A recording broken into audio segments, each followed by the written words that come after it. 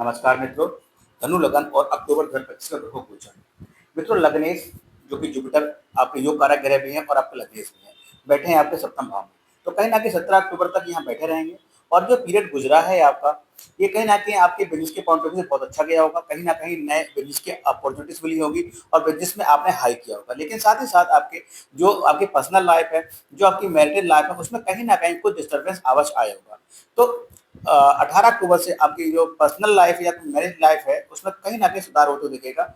और जुपिटर अष्टम भाव में चले जाएंगे, उच्च के हो जाएंगे। अगर आप अष्टम भाव से रिलेटेड कोई काम करते हैं, इंश्योरेंस का काम है, आपके पास इंडस्ट्रीज हैं और आप रिसर्चर हैं और कल से जुड़े हुए हैं, मेडिकल फील्ड से जुड़े हुए हैं, तो आपके लिए ये जुपिटर राजा बना देगा इस पीरियड में।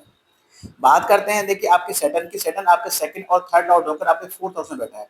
तो यहाँ पर प्रॉपर्टी बिकने और वाहन बिकने के योग जुपिटर यहाँ बनाए हुआ है। माता से बातचीत में कमी आएगी और कहीं ना कहीं घर से दूर जाने के योग भी यहाँ है। अब वो हो सकता है आप अपने जॉब के पॉइंट ऑफ व्यू जाएं या किसी और पॉइंट ऑफ व्यू जाएं, लेकिन अगले 2.5 साल का जो पीरियड है वो घर प्रॉपर्टी बिकने के योग है और घर से दूर जाने के योग यहाँ बने हुए हैं। बात करते हैं राहु की। राहु थर्ड हाउस में बैठकर आपको पराक्रमी बना रहा है। कहीं ना कहीं अगर आप ऑनलाइन कोई अपना बिजनेस स्टार्ट करना चाह रहे थे, कोई वर्किंग करना चाह रहे हैं, तो आप वो कर सकते हैं, उसके लिए उत्तम योग है।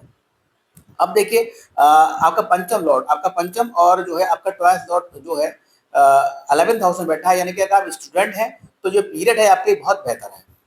और 26 अक्टूबर तक जो पीरियड है, आपको अपने ही फील्ड में, अपने ही पढ़ाई के क्षेत्र में कहीं ना कहीं मान सम्मान प्राप्त होगा।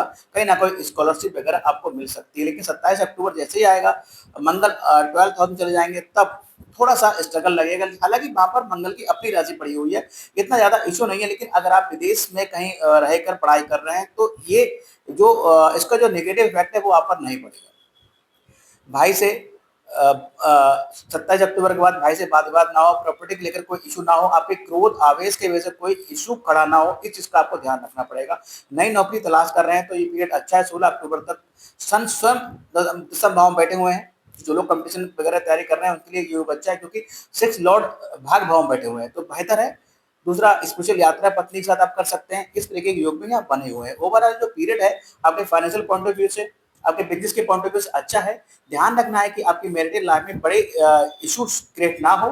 भाई से वाद विवाद से बचें। प्रॉपर्टी को लेकर कोई इशू हो उससे बचें। साथ ही साथ अगर कोई प्रॉपर्टी वगैरह बेच रहे हैं या प्रॉपर्टी का आप काम करते हैं, तो कहीं ना कहीं 27 अक्टूबर के बाद कोई भी डील क्रैक करने से पहले आप पेपर्स को भली बात चेक कर लें। तो ओवरऑल ये पीरियड आपके लिए मैं कहूँगा ठीक ही है। न्यू जॉब के लिए भी ठीक है। फाइनेंशियल पॉइंट ऑफ व्यू से ठीक है। So best of luck Sagittarius. Thank you very much. Radhe Radhe. जय माता दी।